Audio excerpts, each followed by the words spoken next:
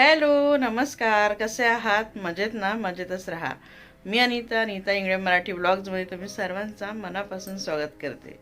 सगळ्यांना आषाढी अमावस्या, दीप अमावस्याच्या खूप खूप शुभेच्छा. चला आजच्या ब्लॉगला सुरुवात करते. हा ब्लॉग तुम्हाला उद्या पाहायला मिळेल, पण तरीही ब्लॉग स्किप न करता पूर्ण पहा. तर आज दीप अमावस्या असल्यामुळे आता सगळ्या दिव्यांची स्वच्छता मी आता करणार आहे. सगळे दिवे जे काही घरातले आहेत ठेवून दिलेले आहेत, जे वापरते आहेत ते सगळ्यांना आता घासून स्वच्छ धुवून घेते आणि मग त्याची मांडणी देखील शेअर करणार आहेत. तर मागील 2 वर्षापासून मी तुमच्यासोबत हा ब्लॉग शेअर करते दीप अमावस्याचा. या वर्षीसुद्धा करणार आहेत. प्लीज स्किप न करता पहा. तर सगळी पूजा मांडणी वगैरे पद्धत वगैरे सगळं काही मी आज तुमच्यासोबत शेअर करते परत एकदा. तर खूप छान असा दिवस आहे. आणि हो, आज मी माझं आधी आवरून घेतलं आहे, कारण मग मी राहून जाते आणि पूजेमध्ये सगळं काही ते तयारी करताना माझी तयारी राहून जाते. मग तसंच मला बसावं लागतं आणि म्हटलं चला आधी आज ना आपलं आवरून घेऊया, म्हणजे निवांत आता पूजेची तयारी वगैरे सुद्धा मला करता येईल. आता सगळे दिवे वगैरे मी काढते. एकाच ठिकाणी मी सगळे दिवे ठेवत असते, म्हणजे जास्त शोधाशोध होत नाही. आणि जे रोजचे वापरायचे ते सुद्धा आता मी घासून घेणार आहेत. तर चला आता सगळे स्वच्छ करून घेते.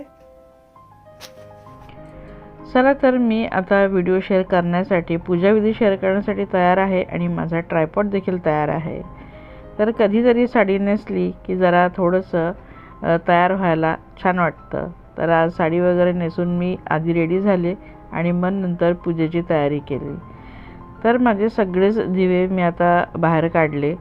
एका बॉक्समध्ये मी ती ठेवून देते दरवेळेस. आणि आता सगळे समई वगैरे सगळेच दिवे बाहेर काढते, स्वच्छ घासून आणि धुवून त्यांना अगदी चकाचक करून ठेवते.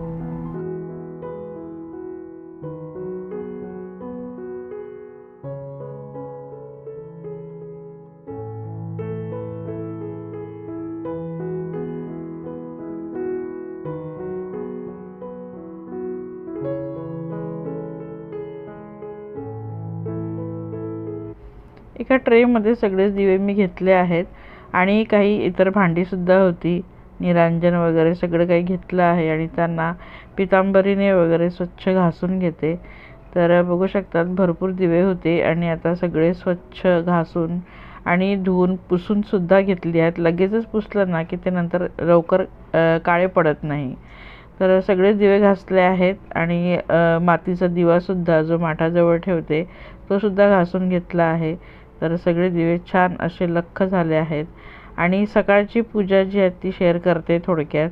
देवाजवळ छान अशी रांगोळी घातली होती छोटीशी आणि सकाळची देवपूजा देखील खूप सुंदर झाली होती.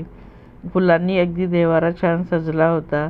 तर बघा, मी तुमच्यासोबत मागच्या व्हिडिओमध्ये फुलं शेअर केली होती की आठवडाभर फुलं मी कशी स्टोअर करते आणि ते ताजी राहतात. तर बघितली ती स्टोअर केलेली फुलं किती ताजी टवटवीत दिसत होती. तर चला आता तुमच्यासोबत शेअर करते दिवे कसे बनवायचे. तर मी थोडंसं गव्हाचं पीठ घेतलं आहे, त्यामध्ये थोडं मीठ घातलं आहे आणि हे गूळ मी आधीच गूळ भिजत घालून ठेवला होता. तर गुळाचं पाणी त्यामध्ये हवं तेवढं घालून आणि मी थोडीशी कणिक मळून घेत आहेत. तर जसं लागेल ना तसं हे गुळाचं पाणी मी इथं घालत जाते आणि गोळा तयार करून घेते. आणि छोटासा गोळा तयार केला आहे, त्याचे अगदी 5 छोटे छोटे गोळे तयार करून घेते आणि याचे आता दिवे बनवणार आहे. तर ह्या दिव्यांचं खूप जास्त महत्त्व असतो आज. तर ही दिवे नैवेद्य म्हणून, प्रसाद म्हणून ठेवले जातात. तर चाळणीवर मी असं तेल लावून घेतलेलं आहे चाळणीला आतून. आणि गॅसवरनं मी गरम पाणी देखील ठेवलेलं आहे बॉईल करण्यासाठी. आता एक एक गोळा घेऊन आणि छान त्याला असं दिव्याचा आकार देते. तर गुळाचं पाणीच घालायचं आहे, साखरेचं अजिबात घालू नका. तर ह्या गुळाच्या दिव्यांचा खूप जास्त महत्त्व आहे आज. तर छान असे दिवे मी वळून घेतले आहेत. सगळेच दिवे आपण वळून घ्यायचे आणि चाळणीवर वाफवण्यासाठी ठेवून द्यायचे. आणि हे दिवे जेव्हा विझून जातात ना त्यानंतर यांना प्रसाद म्हणून वाटायचा असतो. सगळ्या घरच्यांनी हे खायचे असतात. तर बघा, असे दिवे तयार झाले आहेत. मी थोडे मोठे केले आहेत. तुम्ही लहान मोठे जसं तुम्हाला म्हणजे हवा तेवढा आकार तुम्ही करू शकतात. तर ते चाळणीवर मी वाफवण्यासाठी ठेवून दिले आहेत. खाली पाणी देखील छान बॉईल होत होतं. तर अगदी 10 मिनिटांमध्ये हे तयार होतात. तर बघू शकतात आपले दिवे छान वाफवलेले आहेत. तर तयार आहेत आपले दिवे आता पूजेसाठी.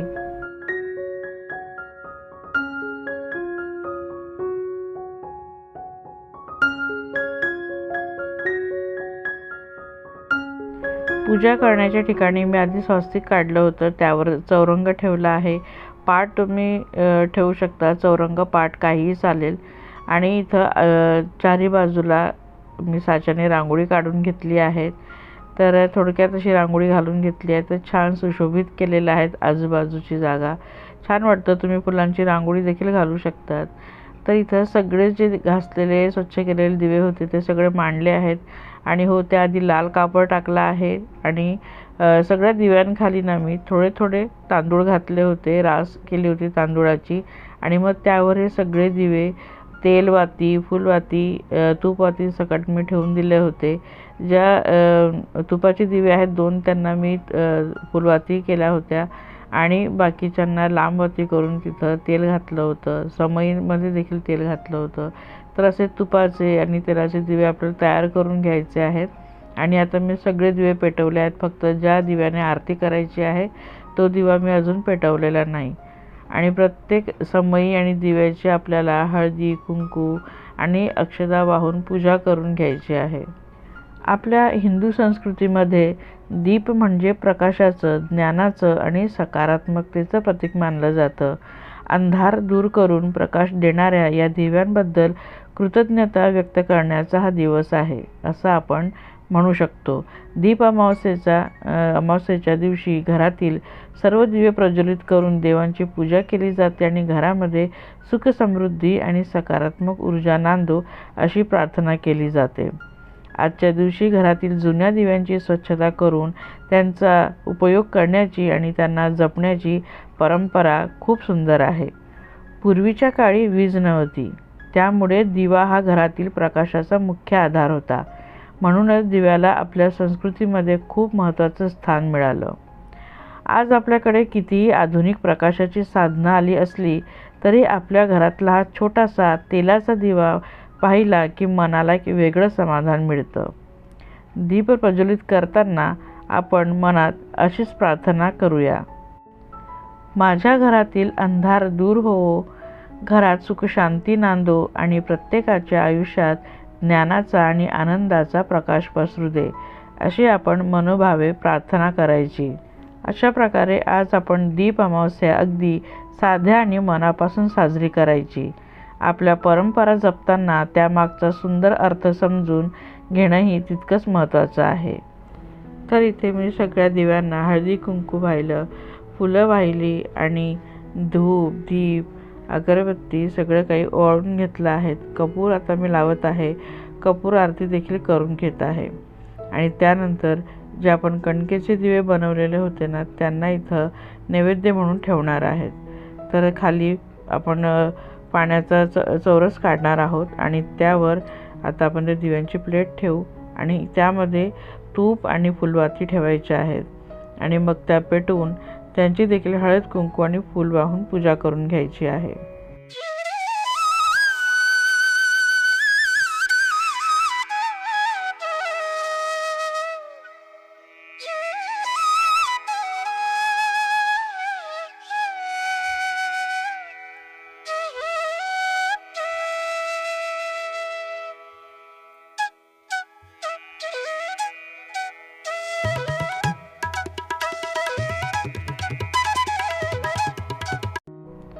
आज खडीसाखर देखील म्हणजे नैवेद्य म्हणून ठेवायचं असतो. तर काही ड्रायफ्रूट्स आणि खडीसाखर मी नैवेद्य म्हणून, प्रसाद म्हणून ठेवत आहे.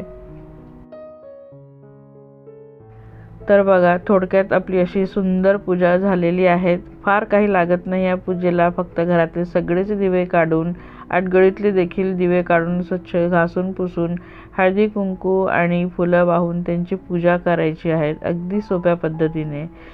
तर सुंदर आपली पूजा झाली आहे. बाकीचे हे जे दिवे होते ना, तर हे दिवे देखील मी पेटवून घेत आहेत. यांना पूजेमध्ये नाही ठेवलं आहे, पण यांची देखील मी पूजा करणार आहे. तर एक देवाजवळचा आहे, एक तुळशीजवळचा, एक बाहेरचा आणि एक माठाजवळचा. तर असे हे 4 दिवे मी आता लावून घेणार आहे. पण त्याआधी त्यांची देखील मी इथं पूजा करून घेत आहे.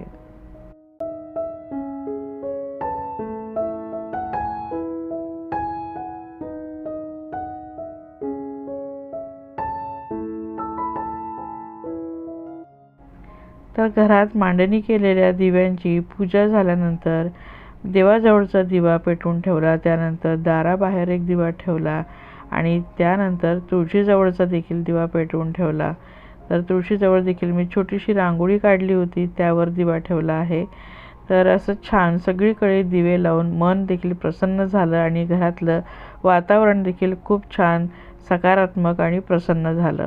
तर चला आजचा व्हिडिओ एंड करते. तुम्हाला आजची ही पूजा आषाढ अमावस्येची अमावस्येची पूजा कशी वाटली, मांडणी कशी वाटली आणि सगळी पूजाविधी देखील कशी वाटली मला नक्की कमेंटमध्ये सांगा. आजचा व्हिडिओ आवडला असेल तर लाईक करा, कमेंट करा, शेअरसुद्धा करा.